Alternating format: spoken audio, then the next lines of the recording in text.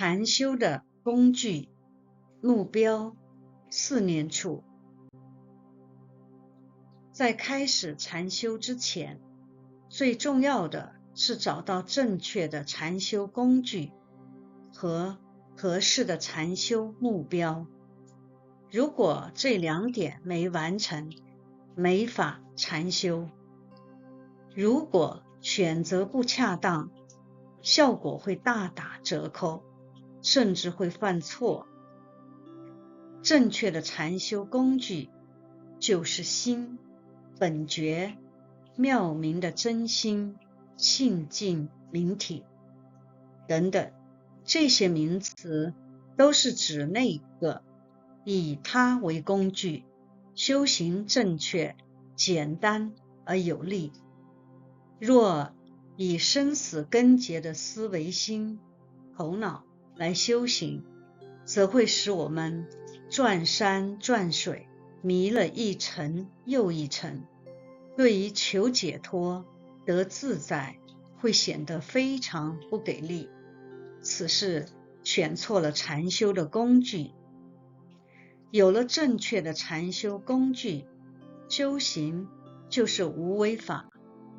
若不正确，修行竟成了轮回流转的有为法。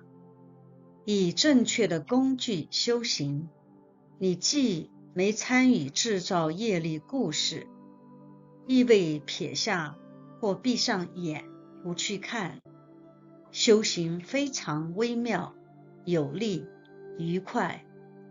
若不如此，修行竟是困难、压力、内在的生死搏斗。所以修行之前，先觅取这清净有力的工具，否则变成了不是本心，觉法无益了。如果找不到这工具，所做的一切努力也只是在做事前准备而已，也就是所谓的加行，准备资粮。使用正确工具的修行，变成了不修而修，既不是没修，也不是恶意的去修，只是在正确的用心。这就是真禅修，过程也只是正知正见的用心来生活。之后要确立合适的禅修目标，然后依次解开，才能既省力又得力。如果没在正确的连接点上用功，而是到处瞎忙活，则会费时又费力，而且效力不彰。合适的禅修目标，通常都选取身体、感受、经和各类心理变化，即4念处、身、受、心法。当然，选取5蕴也行，它们的内容基本相同。首先要以身体为目标，因为绝大部分的众生都被自己的身体给拴住了，几乎都成为他的奴隶，所以对身体加以正确的看待和认识，以便心能从色身上面醒悟解脱出来，这便是第一步要做的。身体是纯粹的物质，不思不想，造成我们苦的重要媒介是感受，感受让我们感觉身体的存在，苦才得以发端。因此，禅修的第一个目标是从心对身体的错误知见和感知中解脱。第二个目标则是对感受的依赖、追逐中和受控中解脱。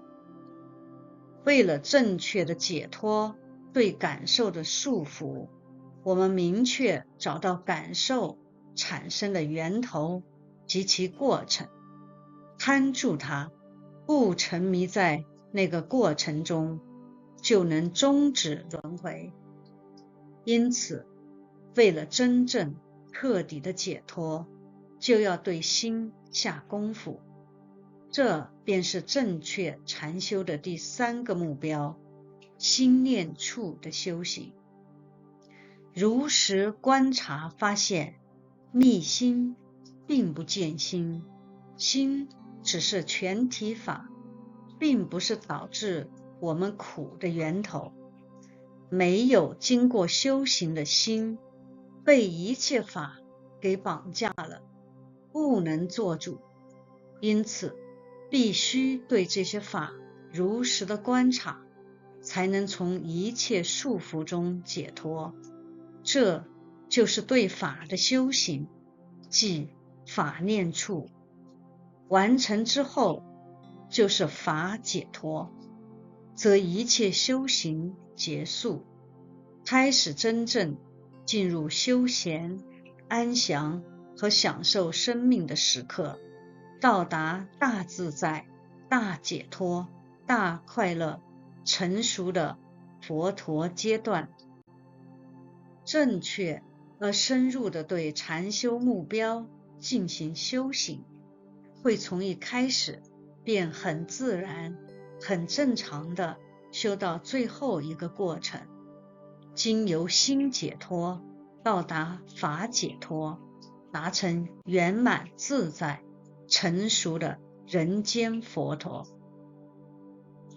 心比禅修目标重要，因为禅修目标只是媒介，它的目的是达成心的领悟和解脱的。心迷时，是因错误的认知而被拴住，这就是为什么要用观、用智的原因。找到了工具，确立了目标，认清楚了二者之间的关系，亲自去经历、去验证，这就是正确的禅修之路。禅修过程是鲜活的，充满了生命力的，绝不是枯禅，更多的时候是悠闲、单独与快乐的。祝禅修者都能踏上正确的禅修之路，体会到光明、快乐与自在，又打开眼界，增长见识，大开智慧的禅修之旅，向着自己内在无限深处的心际旅行，以正确之心到达自己的内在。内在就是外在，在任何星球皆是这样。